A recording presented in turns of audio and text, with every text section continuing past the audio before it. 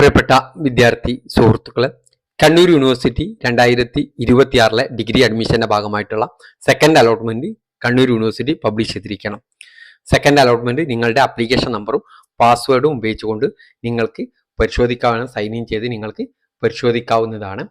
അപ്പോൾ ഇതുമായി ബന്ധപ്പെട്ട അഡ്മിഷൻ നടപടികൾ, അതുപോലെ തന്നെ എന്തെല്ലാം കാര്യങ്ങളാണ് അഡ്മിഷന് വേണ്ടത്, ഈ കാര്യങ്ങളൊക്കെയാണ് നമ്മൾ ഈ വീഡിയോയിൽ സംസാരിക്കുന്നത്. അബിൽ ടോക്സിന്റെ പുതിയ വീഡിയോയിലേക്ക് സ്വാഗതം. ഈ വീഡിയോ നിങ്ങൾക്ക് ഉപകാരപ്രദമെങ്കിൽ ഈ ചാനൽ ഒന്ന് സബ്സ്ക്രൈബ് ചെയ്യുക. അപ്പോൾ നമുക്ക് കാര്യങ്ങൾ ഡീറ്റെയിൽഡ് ആയിട്ട് നോക്കാവുന്നതാണ്. ഓക്കെ, ഇതിൽ അതിൻ്റെ പ്രത്യേകമായിട്ടുള്ള പത്രക്കുറിപ്പ് ഇറങ്ങിയിട്ടില്ല. ഇതിൽ വളരെ കൃത്യമായിട്ട് പറയുന്നുണ്ട്. രണ്ടാം അലോട്ട്മെന്റിന് ശേഷമാണ് അലോട്ട്മെന്റ് മെമ്മോ വെബ്സൈറ്റിൽ നിന്നും ലഭിക്കുക. രണ്ടാമത്തെ അലോട്ട്മെന്റിന് ശേഷം മാത്രമേ കോളേജുകളിൽ പ്രവേശനം നേടേണ്ടതുള്ളൂ. അപ്പോൾ നിങ്ങൾ കൃത്യമായിട്ട് മനസ്സിലാക്കി വെക്കേണ്ടത്, ഒന്നാം അലോട്ട്മെന്റ് ലഭിച്ച് നിങ്ങൾ മാൻഡേറ്റ് യൂണിവേഴ്സിറ്റി ഫീസ് അടച്ചിട്ടുണ്ടാവും. 1035 രൂപ ജനറൽ വിഭാഗത്തിലെ വിദ്യാർത്ഥികളും SC ST വിദ്യാർത്ഥികൾ 960 രൂപയും യൂണിവേഴ്സിറ്റി ഫീസ് അടച്ചിട്ടുണ്ടാവും. ആ വിദ്യാർത്ഥികൾ സെക്കൻഡ് അലോട്ട്മെന്റ് ലഭിച്ചിട്ടുണ്ടാവും. സെക്കൻഡ് അലോട്ട്മെന്റിൽ ഒന്നാം അലോട്ട്മെന്റ് ലഭിക്കാത്ത വിദ്യാർത്ഥികൾക്കും സെക്കൻഡ് അലോട്ട്മെന്റ് ലഭിച്ചിട്ടുണ്ടാവും. അവർ യൂണിവേഴ്സിറ്റി ഫീസ് അടച്ചിട്ടുണ്ടാവും. അപ്പൊ സെക്കൻഡ് അലോട്ട്മെന്റ് വന്ന ഉടനെ ആദ്യ അലോട്ട്മെന്റ് ലഭിക്കാതെ അലോട്ട്മെന്റ് ലഭിച്ച വിദ്യാർത്ഥികൾ യൂണിവേഴ്സിറ്റി ഫീസ് അടക്കുക. എന്നിട്ട് എന്ത് ചെയ്യുക, യൂണിവേഴ്സിറ്റി ഫീസ് അടച്ച കഴിഞ്ഞാൽ അലോട്ട്മെന്റ് മെമ്മോ വെബ്സൈറ്റിൽ നിന്ന് കിട്ടും. നിങ്ങൾ സ്റ്റുഡൻസ് ലോഗിനിൽ നിങ്ങൾ അലോട്ട്മെന്റ് പരിശോധിക്കുന്നിടത്ത് നിന്ന് അലോട്ട്മെന്റ് മെമ്മോ കിട്ടും. ആ അലോട്ട്മെന്റ് മെമ്മോയും കൊണ്ടാണ് കോളേജിൽ പോയിട്ട് അഡ്മിഷൻ എടുക്കേണ്ടത്. ഫസ്റ്റ് അലോട്ട്മെന്റ് ലഭിച്ചു, മാൻഡേറ്റ് യൂണിവേഴ്സിറ്റി ഫീസ് അടച്ചവർക്ക് രണ്ട് അലോട്ട്മെന്റിന് ശേഷം ഫീസ് അടക്കേണ്ട അലോട്ട്മെന്റ് മെമ്മോ അതിൽ നിന്ന് ലഭിക്കും.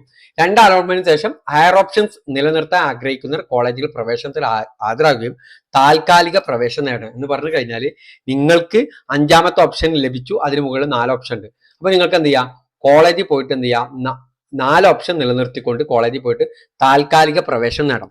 സർവകലാശാല അഡ്മിഷൻ ഫീസ് മാത്രമാണ് താൽക്കാലിക പ്രവേശനം നേടുന്നവർ കൊടുക്കേണ്ടത്. എന്ന് പറഞ്ഞാൽ നമ്മൾ ആദ്യം പറഞ്ഞ ഈ ഫീസ് അടച്ചാൽ മതി. ഈ ഫീസ് അടച്ചവർക്ക് താൽക്കാലിക പ്രവേശനം നേടാം. കോളേജിൽ പോയിട്ട് താൽക്കാലിക പ്രവേശനം നേടുക.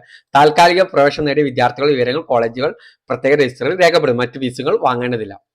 അലോട്ട്മെന്റ് ലഭിച്ച വിദ്യാർത്ഥികൾ തങ്ങൾക്ക് ലഭിച്ച അലോട്ട്മെന്റ് തൃപ്തരാണെങ്കിൽ ഹയർ ഓപ്ഷൻസ് റദ്ദ് ചെയ്യേണ്ടത് സ്ഥിരപ്രവേശനം നേടണം. നിങ്ങൾക്ക് കിട്ടിയ ഓപ്ഷനിൽ നിങ്ങൾ തൃപ്തരാണെങ്കിൽ ഹയർ ഓപ്ഷൻ ഡിലീറ്റ് ചെയ്യുക. എനിക്ക് 7ാമത്തെ ഓപ്ഷനാണ് കിട്ടിയത്, ഞാൻ അതിൽ എനിക്കത് മതി എന്ന് തോന്നുകയാണെങ്കിൽ മുകളിൽ 6 ഓപ്ഷൻ ഡിലീറ്റ് ചെയ്തുകൊണ്ട് അലോട്ട്മെന്റ് മെമ്മോ ഡൗൺലോഡ് ചെയ്തുകൊണ്ട് എന്ത് ചെയ്യുക, നിങ്ങൾ കോളേജിൽ പോയിട്ട് പെർമനന്റ് അഡ്മിഷൻ എടുക്കാം. ഇനി ഫസ്റ്റ് ഓപ്ഷൻ കിട്ടിയ വിദ്യാർത്ഥിക്കും പെർമനന്റ് അഡ്മിഷൻ എടുക്കുന്ന സമയത്ത് എന്ത് ചെയ്യേണ്ടി വരും, യൂണിവേഴ്സിറ്റി കോളേജിൽ നമ്മൾ കൊടുക്കേണ്ട എല്ലാ ഫീസുകളും കൊടുക്കേണ്ടി വരും. ഹയർ ഓപ്ഷൻ നിലനിർത്തുന്ന പക്ഷം, എന്നിട്ട് ഇനിയിപ്പോൾ നിങ്ങൾ ഹയർ ഓപ്ഷൻ നിലനിർത്തി സെക്കൻഡ് അലോട്ട്മെന്റിൽ നിങ്ങൾ ടെമ്പററി ആയിട്ട് അഡ്മിഷൻ എടുത്തു, ഹയർ ഓപ്ഷൻ നിലനിർത്തി, അടുത്ത അലോട്ട്മെന്റ് തേർഡ് അലോട്ട്മെന്റിൽ നിങ്ങൾക്ക് അലോട്ട്മെന്റ് ലഭിക്കുകയാണെങ്കിൽ പുതിയൊരു സ്ഥലത്തേക്ക് അലോട്ട്മെന്റ് ലഭിച്ചാൽ ആ കോളേജിൽ പോയി നിർബന്ധമായിട്ട് അഡ്മിഷൻ എടുക്കണം. ഓക്കെ, അലോട്ട്മെന്റ് ലഭിച്ച ലോവർ ഓപ്ഷൻസ് ഒരു കാരണവശാലും പരിഗണിക്കുക. നിങ്ങൾക്ക് 5ാമത്തെ ഓപ്ഷൻ കിട്ടി, 6ാമത്തെ ഓപ്ഷൻ പിന്നെ പരിഗണിക്കൂല. ഓക്കെ, അതാണ് അതുമായി ബന്ധപ്പെട്ട് പറയേണ്ടത്. ഇനി അഡ്മിഷൻ എന്തൊക്കെയാണ് കാര്യങ്ങൾ വേണ്ടതെന്ന് വെച്ചാൽ, നിങ്ങൾ അപേക്ഷിച്ച സമയത്ത് അതിന്റെ പ്രിന്റ് ഔട്ട്, പിന്നെ അപേക്ഷാ സമയത്ത് കൊടുത്ത ഫീസിന്റെയും സർവകലാശാല അഡ്മിഷൻ ഫീസിന്റെയും 1035 അതിന്റെ 2ന്റെയും ചലാൻ റെസിപ്റ്റ്, യോഗ്യതാ പരീക്ഷയുടെ മാർക്ക് കാർഡുകളും സർട്ടിഫിക്കറ്റും എന്ന് പറഞ്ഞാൽ ഡിഗ്രി +2 മാർക്ക് ലിസ്റ്റ്, അവസാനം പഠിച്ച സ്ഥാപനത്തിൽ നിന്ന് TC വേണം, course and contact certificate CC പറഞ്ഞ സാധനം ഉണ്ടാവും, അത് വേണം. SC ST വിഭാഗങ്ങളാണെങ്കിൽ കമ്മ്യൂണിറ്റി ജാതി തെളിയിക്കുന്ന സർട്ടിഫിക്കറ്റ്, SCBC പെടുന്ന ആളുകളാണെങ്കിൽ നോൺ ക്രിമിനൽ സർട്ടിഫിക്കറ്റ് വേണം. SCBC വിഭാഗത്തിലാണ് നിങ്ങൾക്ക് അഡ്മിഷൻ കിട്ടിയതെങ്കിൽ. EWS കാറ്റഗറിയിൽ തെളിയിക്കുന്നതിന് ആവശ്യമായ EWS കാറ്റഗറിക്കുള്ള അതിനുള്ള സർട്ടിഫിക്കറ്റ് ആവശ്യമായി വരും. ഗ്രേസ് മാർക്കിന് അർഹതയെ തെളിയിക്കുന്ന സർട്ടിഫിക്കറ്റ്, നിങ്ങൾ NSS NCC ഇതൊക്കെ കൊടുത്തിട്ടുണ്ടല്ലോ, അപ്പോൾ അതിന്റെ സർട്ടിഫിക്കറ്റ്. പിന്നെ നിങ്ങൾ യൂണിവേഴ്സിറ്റി ഫീസ് അടച്ചാൽ ലഭിക്കുന്ന അലോട്ട്മെന്റ് മെമ്മോ, മറ്റു board of higher secondary education Kerala, VHSC THSC NIS Kerala literacy mission CBSE IC എന്നിവ യോഗ്യമുള്ള എല്ലാത്തിനും എന്ത് ചെയ്യണം, ഇതിൽ പെടാത്ത ആളുകളുണ്ടാവും. ഇതിനൊക്കെ എന്ത് വേണം, റെക്കഗ്നേഷൻ. അതിപ്പോൾ കൂടുതൽ ആളുകൾക്ക് ആവശ്യം ഉണ്ടാവില്ല.